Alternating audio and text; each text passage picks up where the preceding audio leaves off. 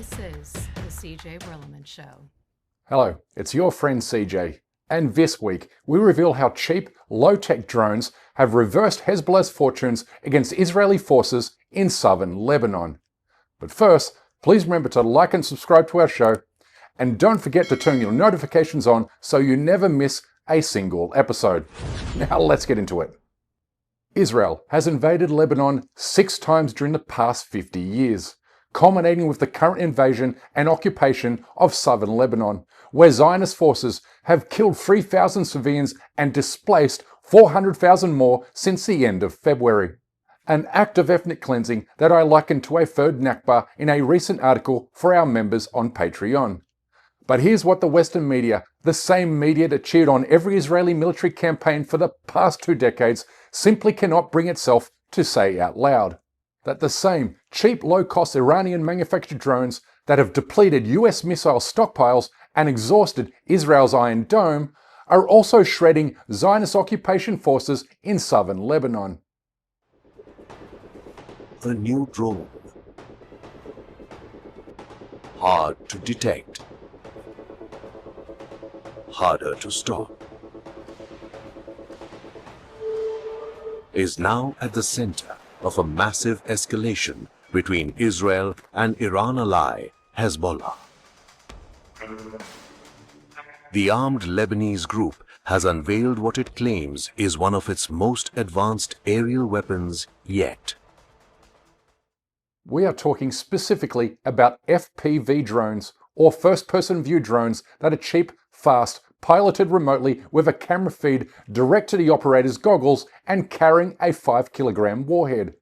They cost, in some cases, a few $100s, maybe $1,000, and they can be built in a garage and are armed with an explosive charge powerful enough to destroy an Israeli tank, which is exactly what Hezbollah drones are doing to the Israeli military's highly vaunted Merkava tanks, as reported by Military Watch, which documented the destruction of 21 Merkava tanks in a single 24-hour period on March 26. A dramatic escalation on the battlefield, and the scale is staggering. Hezbollah fighters claim they've destroyed dozens of Israel's most advanced tanks in just hours. What's now being called a Merkava massacre is sending shockwaves across the region. According to Hezbollah, at least 21 Israeli Merkava tanks were destroyed within just 24 hours on Wednesday. By Thursday morning, the number had surged, with claims of at least 20 more direct hits. This brings the total number of destroyed tanks since March 2nd to at least 73. But the numbers did not stop there. By Thursday, informed sources suggested that dozens more Merkava tanks had been targeted and destroyed. The total figure is now being reported as nearing 100 tanks across multiple battle zones.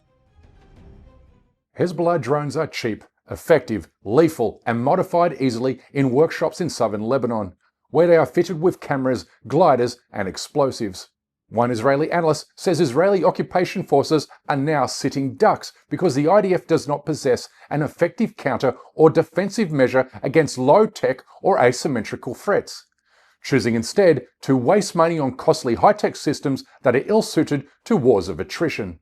You're now watching an FPV quadcopter drone carrying an RPG warhead to its target, an IDF tank in the village of Bint Jabel on 25th of March.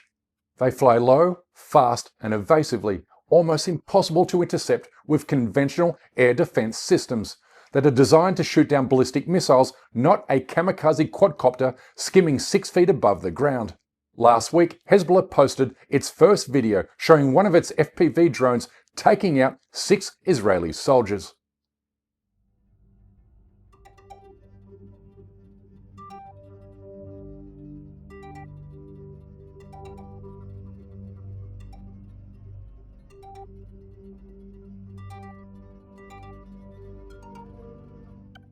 Hezbollah's counter-offensive drones have transformed the battlefield in southern Lebanon, the same way Ukrainian drones turned the tide against Russia's invasion of the European country.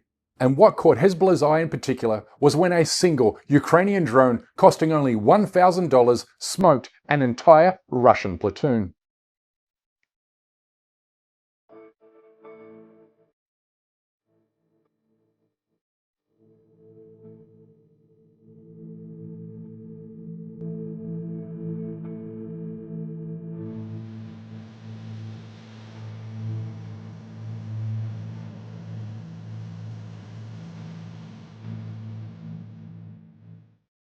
defense analysts are calling the use of FPV drones the biggest military revolution in a century.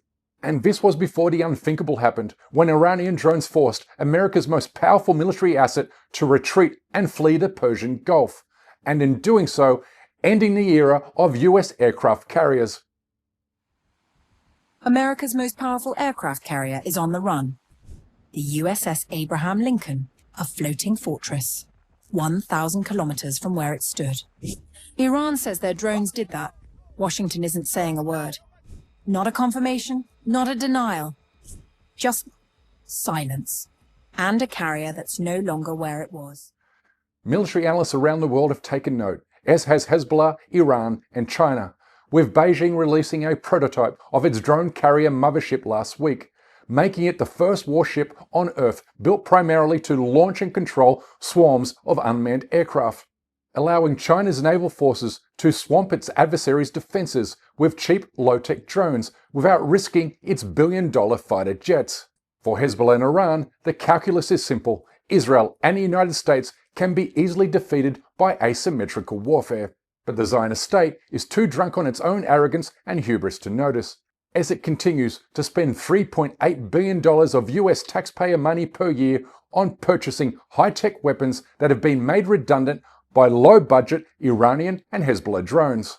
They also know that if they go after our expensive military systems with cheap weapon systems, they can basically win a war of attrition if we're not careful. Asymmetric warfare is really hard to defend against. We spend billions and billions of dollars creating a defense establishment that was designed to fight a country that is basically equal to us in military power, a country that would use fighter jets like we have, or bombers like we have, or an intelligence capability like we have. Iran is going in using Shahed drones. That family of drones is highly effective because it's very cheap to produce. In fact, Hezbollah has studied and mastered the use of FPV drones while adopting bespoke features to make them more effective on local terrain against Israeli invaders. Israel was caught completely off guard by this new weapon. The whole operation is off Israel's radar. There's no indication they had any foresight or intel on the entire supply chain. Who made the items, bought them, transported them, modified them, trained on them, or deployed them, and therefore Israel has zero defenses prepared. Drones under $500 are taking out Merkava tanks worth $5 to $7 million. Despite the Merkava's heavy armor, drones strike at open hatches or sensitive connection points where armor is thinner. What makes Hezbollah drones unique is they are physically connected to the operator's control room via fiber-optic cables up to 10 kilometers long, meaning they are wire-guided rather than radio-controlled, which means the Israeli army's electronic warfare units are unable to track and shoot them down. This is why you see Israeli soldiers having to resort to shooting at Hezbollah drones with personal weapons, like you see in this clip, and like we have seen with Russian invaders during their final moments of life.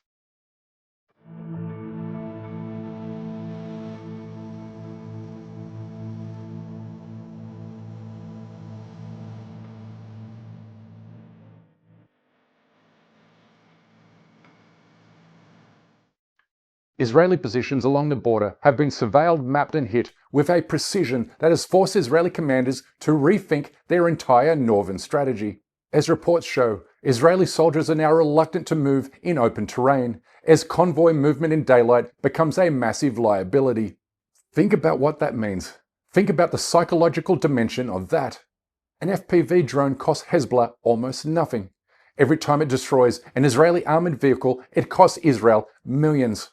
Every time an Israeli soldier is pinned down by a drone threat, the cost-exchange ratio becomes more and more absurd.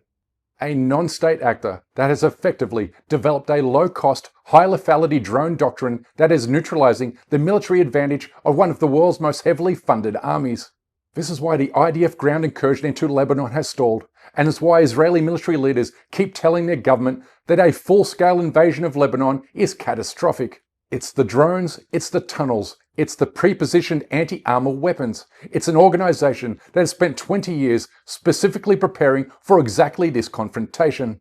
All of which makes Israel's ambition of permanently occupying southern Lebanon a distant fantasy. So the next time you see a Western politician standing at a podium talking about Israel's military superiority, about its qualitative edge, about its unshakable security, ask them about the drones. Ask them about the destruction of 21 Israeli tanks in a single day. Ask them what $3.8 billion per year buys you when the other side can match you asymmetrically for a few $100s a unit. Because that is the story, and they are desperately hoping that you won't notice it. Israel spends billions of dollars ensuring its weaknesses and crimes are never exposed. Which is why the Israeli lobby not only pressured Google into deleting hundreds of videos showing evidence of Israeli war crimes, but also pressured YouTube into demonetizing our channel 6 months ago. Therefore, we kindly ask that you please support our effort to expose and confront the Zionist lobby and other injustices in the Muslim world by becoming a member of our show at patreon.com/CJ We can't produce, sustain and grow this show without your help. And we offer exclusive content and other benefits to those who do. So whether you're watching or listening, wherever you are, good night, good morning, and stay blessed.